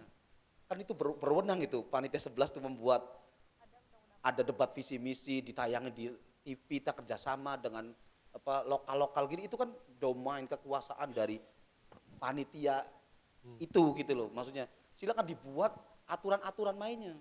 Kalau adik-adik ini masih dalam tanda petik wacana menonton saja, nanti timbullah hanya ungkapan persepsi saja. Ayo ngomong terus, tapi teman-teman juga nggak mau terlibat di dalamnya. Nanti nggak mau repot, pengennya tuh hanya debat misalnya. Kalau kena pukul, Iya, marah lagi. kena pukul marah lagi. Jadi saran saya sih, udahlah anak-anak muda itu Ambil alih, betul. ambil alih komando itu gitu loh. Sehingga ini kita coba nih misalnya dipimpin oleh anak-anak muda nih seperti apa Mahasiswa, nih. iya. Tuh. Saya juga melihat tuh ada teman-teman saya lah jadi panitia di Indramayu di desa di Kerangkeng tuh ya. Ada tuh saya lihat kreatif yang dipimpin oleh anak muda sih Pak. Ditayangin di medsos, itunya debatkan. Tapi kalau panitia-panitianya bukan seusia kalian, Iya, repot. nggak ada ide untuk nampilan debat kandidat ditampilin live di Facebook tuh. Wow. Nggak ada flyer-flyer bertebaran visi misi disebarkan ke seluruh. Tapi kalau diambil oleh anak muda, ide-idenya cemerlang, inovatifnya tuh kerasa gitu loh. Kreatifnya tuh terasa sekali, sentuhan-sentuhannya tuh. Makanya saran saya sih ambil aja dan buat itu regulasi sehingga benar-benar, misal katakanlah, jika terjadi sebuah keributan, maka akan didiskualifikasi. Dan itu harus dibuktikan tuh gimana caranya tuh. Disaksikan oleh calon timnya, disaksikan juga oleh polsek misalnya, polres, misalnya oleh dinas, kalau kita dinas pemerintah desa, DPMPD lah ya, yang menjadi regulator atau pengawas dengan pihak kecamatan sih Pak, kalau yang pilkada cuma, nah yang seperti ini yang kemudian harus diberanikan oleh teman-teman muda ini. Bentar lagi nih di Cirebon nih, tahun depan atau 2 tahun lagi nih yang kan kita kan dibagi-bagi tuh ya periode-periodenya, yang habis wilayah ini. Jadi mulai persiapkan diri gitu loh untuk ikut serta. Dan saya yakin di desa-desa juga sudah mulai melek untuk menyerahkan tongkat ini kepada figur-figur anak muda. Bahkan pada dicari loh, yang panitia kemarin misalnya di pemilu di Cirebon, itu hampir yang menjadi PPK, PPS, sampai KPPS, itu hampir semuanya dicarinya yang anak-anak muda. Apalagi ditambah ijazahnya harus SMA misalnya, yang menjadi nggak boleh lagi tuh anak-anak orang-orang tua ikut jadi panitia KPPS tuh karena tersandra oleh aturan misalnya. Nah, pola-pola ini yang kemudian harus mulai dibangun oleh adik-adik mahasiswa untuk mengambil peran. Cobalah ambil peran itu, kemudian bertindaklah. Enak kalau sudah bertindak, punya polis tuh enak sehingga kita bisa berbuat sesuatu gitu. Ya. Luar biasa, betul. Hebat, mantap. Memang harus ada langkah konkret. Pertanyaan selanjutnya boleh perempuan, gantian kita. 1 laki 1 perempuan. Ini depan. Ini jaket putih. Bentar, lagi lari mic-nya, salah.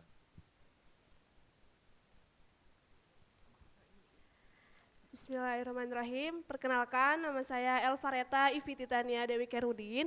Saya dari UIN Siber Syekh Nurjati Cirebon. Di sini tadi kan Kak Wulan sempat ngebahas terkait pendidikan politik ya. Nah, jadi timbulnya pertanyaan yang sudah saya bungkam selama ini gitu.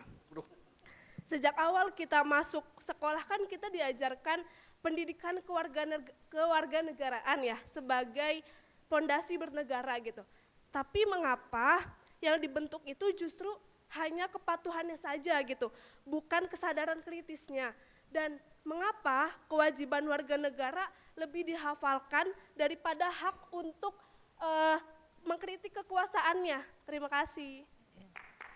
Oke banget itu. Berat. Mantap banget itu pertanyaannya. Ini Kasih hadiah. Kenapa jadi bagi-bagi hadiah? Silakan. Oke, menarik pertanyaannya. Kenapa kadang saya berpikir ya, di luar posisi saya sekarang, Indonesia kok kayak alergi sama orang-orang pinter gitu gak sih? Iya, orang pinter itu lebih kepake di luar gitu, kabur aja dulu tuh orang yang pinter. Ya kenapa sampai muncul gitu? Kenapa ya tadi orang yang kritis di kita nggak dihargain fakta. Jadi kita tuh, karena walaupun emang sih rule-nya, tools-nya, bicara soal bernegara itu ada yang mengatur, ada yang diatur. Konsep pemerintahan kan seperti itu. Pemerintah itu tugasnya itu adalah mengatur masyarakat, dan masyarakat suka ataupun gak suka harus manut. Kita ada hukumnya, makanya kita disebut negara yang hukum punya landasan.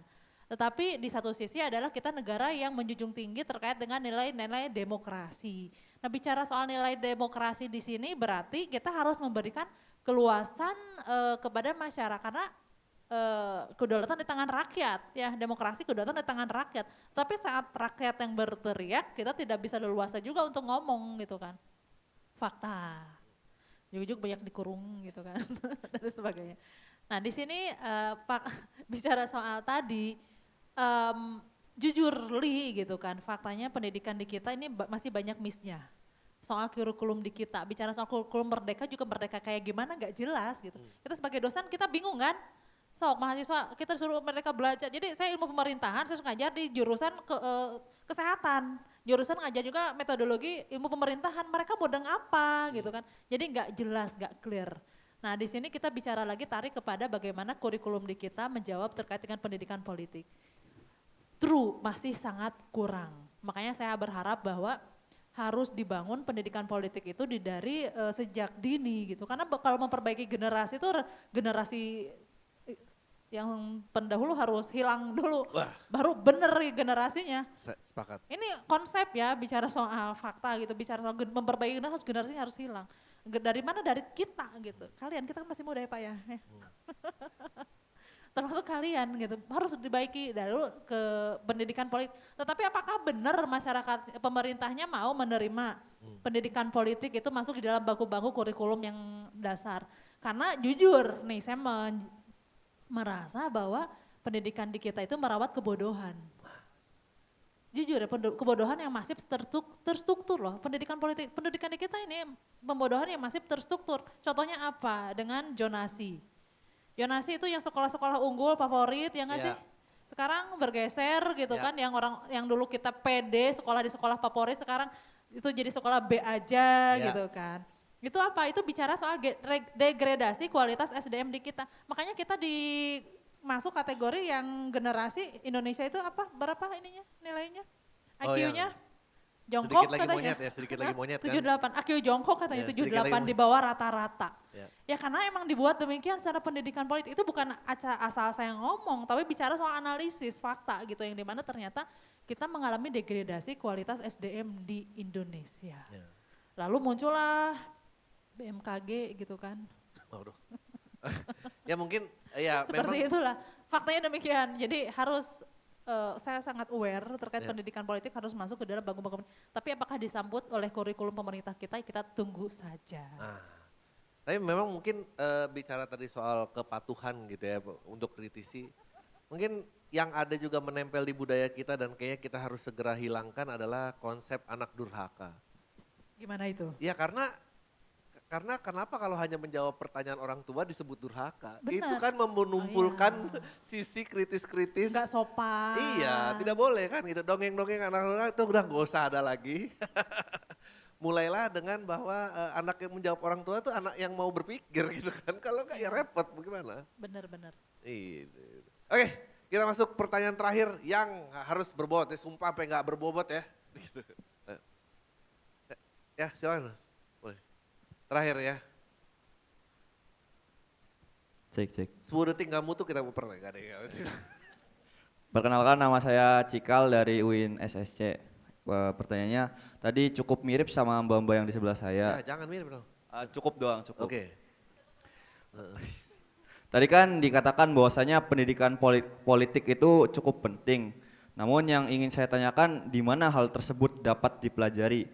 Karena pada masa sekolah dasar hingga sekolah menengah atas itu pendidikan itu hanya mematok kepada kepaduan siswa terhadap sistem. Lalu jika kita ingin mengubah sistem yang tadi dikatakan, dikatakan pula politik itu dinamis. Nah kalau kita ingin mengkritisi hukum tersebut, kepada siapa pula kita harus mengkaji hal tersebut? Karena orang-orang yang paham hal tersebut justru mengendalikan sistem. Lalu jika masa depan ada di tangan kita, maka orang-orang yang memiliki ilmu lebih terkait pendidikan politik serta hukum, bolehlah mengajarkan ilmu-ilmunya kepada kami para mahasiswa untuk masa depan Indonesia yang lebih maju itu. Terima kasih. Ya, silakan. Dua-duanya. Saya lagi. Ya dua-duanya berdua lah. Ya satu-satu. Silakan. Okay. Ini pertanyaannya tepuk tangan dong, daging semua. Guys. Ini saya senang sama mahasiswa yang gelisah gitu mikirin negara. Kalau bisa tidur aja nggak usah tenang ya. Mikirin negara mau kayak gimana. betul kayak Upin dan Ipin. Malaysia pula itu ya. Jadi begini ya, bicara soal yang disampaikan siapa namanya tadi? Cikal, berarti anak paling gede ya? Bukan anak bungsu ya? Gak penting juga bahas. Jadi harus seperti apa? Karena ya tadi mungkin pertanyaannya mirip, yang paling penting ini adalah bagaimana membangun kesadaran. Karena saya sangat sepakat ya, karena pendidikan itu pertama itu dari keluarga. Dari orang tuanya dulu. Kalau orang tuanya sadar hukum, sadar pendidikan politik, pasti akan mentransfer hal baik juga kepada anak-anaknya. Nah makanya kamu misalkan minimal dari kita dulu lah, dari keluarga kita dulu. Kalau misalkan keluarga kita sukanya nontonnya kayak gimana, ingetin dulu kalau harusnya nontonnya begini, tahu nggak sih Indonesia kayak gini-gini, itu simple thing, sederhana. Tapi itu aneh, kalau kita mentransfer energi baik, minimal dari kita dulu ke orang-orang terdekat. Perubahan itu akan berawal dari orang terdekat, simple things gitu, keluarga dulu. Misalkan kamu tahu di keluarga kita nggak bisa memfilter media sosial seperti apa gitu. Diingatkan kita tuh seperti apa kondisinya, itu sederhana. Kalau karena kita berharap untuk kepada negara saat ini agak sulit gitu kan. Tetapi ada hal demikian nggak bisa kita apatis. Saya masih berpikiran jika ada sebuah pergerakan yang terstruktur gitu, masif dari teman-teman anak muda, saya yakin Indonesia akan berubah ke arah yang lebih baik. Energi itu harus dibangun. Kita harus mulai positif. Bagaimana mendapatkan pendidikan politik, minimal teman-teman harus diskusi. Saya sangat membuka ruang ya. Kalau teman-teman mau diskusi sama kita gitu kan, saya membuka ruang dimanapun, undanglah saya datang. Gak usah berpikir gaji honor berapa, gak usah mikirin. Saya disuruh datang, saya akan datang. Mari kita bicara soal demokrasi, bicara soal pendidikan politik, I will be there gitu. Seperti itu. Bapak silakan. Mungkin di UIN itu kan kita udah belajar lah soal teori pendidikan kan, ada learning to know, learning to do, learning to be gitu kan, learning to live together, bahwa belajar itu untuk memahami, menjadi sesuatu, bertindak, dan kemudian untuk hidup bersama. Paling tidak kita masuk ke ranah learning to do, bahwa setiap pemahaman yang kita pelajari itu harus dijadikan dalih untuk bertindak.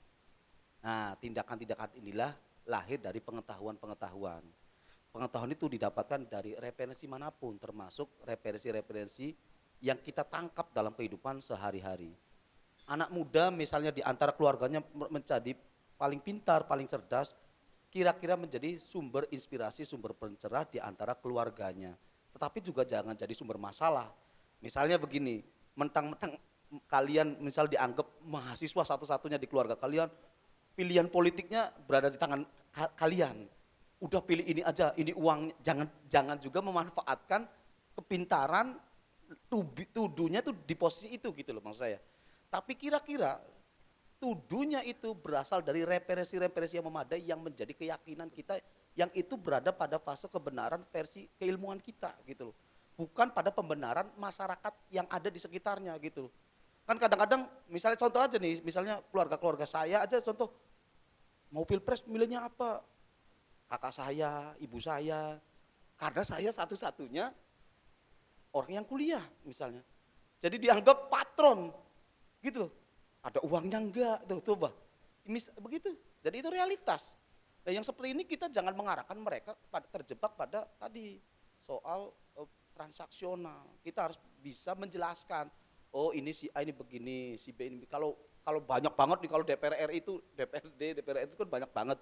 Ya itu disesuaikan dengan selera masing-masing saja. Tapi yang jelas kita ini harus menjadi sumber pencerah di antara keluarga kita. Tapi kalau misalnya ada beberapa keluarga kita, ya kita ajak pendekatan pengetahuan yang lain, misalnya diskusi dengan kakak kita, orang tua kita yang lebih memahami. Tapi paling tidak pengetahuan itu didapatkan dari orang-orang terdekat atau paling kita dan lain sebagainya. Jangan coba-coba untuk memasukkan pengetahuan-pengetahuan yang saya anggap misalnya kita anggap semua salah, tidak bagus, tidak cakap, tidak membawa ke perubahan gitu loh ya. Jadi ayolah kita sebenarnya harapan ini ada pada diri kalian semua. Bagaimana menjadi sumber inspirasi di keluarga kita semuanya agar ayo bareng-bareng berbenah, bareng-bareng melakukan perubahan. Saya mau nambahin boleh? Boleh. Masuklah organisasi. Masuk organisasi itu masuk ke ruang itu ibarat tali temali itu yang akan kesambung dengan yang lain. Kalau kalian berjalan sendiri-sendiri itu tidak akan jadi apa-apa. Tapi kalau kalian masuk ke ruang diskursus, organisasi mau eksternal, syukurnya eksternal ya, jangan internal selesai sudah beres. Tapi kalau eksternal banyak pilihan, mau GMNI, mau HMI, mau PMII, or others gitu, karena ruang-ruang strategis gitu kan. Itu ruang kritis yang pada saat kelompok Cipayung plus lah ya, tahu lah ya kalian ya, mana orang HMI angkat tangan. Saya besar dari organisasi ekstra kampus gitu kan. Kenapa? Akhirnya saya berdialektika gitu kan, melek terkait dengan politik karena saya dibesarkan dalam ruang-ruang kritis. Nah teman-teman kalau mau masuk dalam ruang-ruang kritis, masuklah kelompok-kelompok yang organisasi yang strategis. Kenapa? Karena saya sangat yakin kita akan jadi besar, akan jadi sesuatu kalau punya wadah yang tepat sesuai dengan passion kita, seperti itu. Tepuk tangan dong. Terima kasih. Kita masih ada satu Oh, pertanyaan lagi. Boleh dari Universitas Gunung Jati, belum ada suaranya? Ada yang mau nanya? Itu mbaknya di tengah. Ya itu. Mbak tadi, mbaknya angkat tangan bukan? Enggak angkat tangan. Ya udah yang ini deh, ini mbaknya malu. Mau ambil nggak? Oh yaudah itu masnya depan. Dari Gunung Jati ya? Uin udah 2 nih tadi, apa udah 3 malah tiga-tiganya? Cek, Beda cek. kampus. Ya, bismillahirrahmanirrahim. Assalamualaikum warahmatullahi wabarakatuh. Waalaikumsalam warahmatullahi wabarakatuh. Ya, perkenalkan nama saya Ijang dari Universitas Gunung Jati. Ya, saya ingin bertanya, tadi kan udah dijawab tuh yang sama Mbak ini dan juga pada Pak Hoyono. Sekarang saya pertanyaan dikhususkan untuk Bang Dito. Wah. Bang Dito. Luar biasa, ada Biar yang gantian, nanya. ya. Biar gantian gitu. Akhirnya.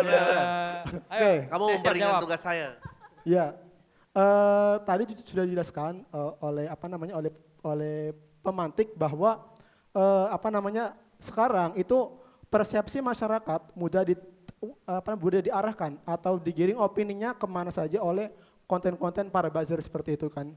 Nah, pertanyaan saya untuk Bang Dito, kira-kira bagaimana kita sebagai anak muda itu dapat membentengi diri dan berpikir kritis dari konten-konten semacam itu. Itu yang pertama. Bahwa bagaimana kita bisa memilah-milih nih. Oh ini konten ini ada konten buzzer nih. Oh ini konten yang bukan buzzer nih gitu loh. Itu pertama seperti itu ya. Oke, yang kedua bagaimana kita ikut berpartisipasi menggunakan media sosial kita. Kan sekarang semua anak muda punya media sosial itu kan, ada IG, Instagram, YouTube, Threads dan seterusnya gitu kan. Nah, bagaimana kita sebagai anak muda itu ikut berpartisipasi menggunakan media sosial media kita untuk mengawal demokrasi Indonesia. Terima kasih. Mati lu tau. Mantap, berarti ada 2 pertanyaan ya? Ya. Kalau yang pertama itu kan gimana cara kita membentengi diri kita ya? Kayaknya sih emang harus dari Mas saya tadi Mas Kijang. Oh Ijang. Dari Mas Ijangnya memang harus memperbanyak referensi. Jadi kayak Mas itu gini, biasanya kalau kita lihat buzzer-buzzer politik itu, mereka tuh sebenarnya mengincar orang-orang yang tidak tahu mau memilih siapa. Mereka belum tahu nih mau milih siapa, swing voter kalau istilahnya. Jadi diincar tuh orang-orang seperti itu. Nah, ketika Mas sudah banyak referensi, Mas sudah tahu, oh ternyata yang bagus seperti ini, oh yang jelek seperti ini, harusnya Mas tidak akan terkena konten-konten seperti itu. Apalagi kalau kita ngelihat sekarang TikTok, Instagram, Reels dan lain-lain, itu kan kontennya sudah udah FYP semua kan. Jadi kontennya itu udah sesuai sama apa yang Mas suka. Jadi kalau Mas terpapar konten buzzer lain, ya mungkin Mas ada tendensi untuk ikut ke buzzer lain tersebut. Ya kan? Jadi sebenarnya perbanyak referensi aja Mas. Dan kalau misalkan Mas pindah pilihan, nggak ada yang salah dari pindah pilihan kok Mas. Ya, betul. Ya kan? Tidak ada yang salah. Tidak dosa. Selama itu Mas ngerasa, oh ini pilihan gue yang benar, nggak apa-apa. Jadi tidak ada pilihan yang salah, tidak ada pilihan yang benar. Terus yang kedua, apa tadi pertanyaan kedua Mas?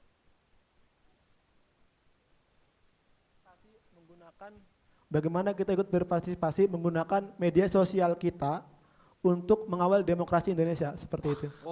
Gimana caranya menggunakan media sosial? Satu Mas, satu ya, jadi buzzer Mas.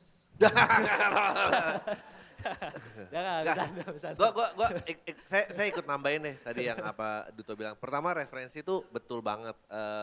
Kedua, tadi sempat disinggung juga, kita mengkritisi pejabat karena tidak punya tidak punya kemampuan, Ya. Tidak punya kemampuan. Kompetensi. Kelibet-libet. Kompetensi.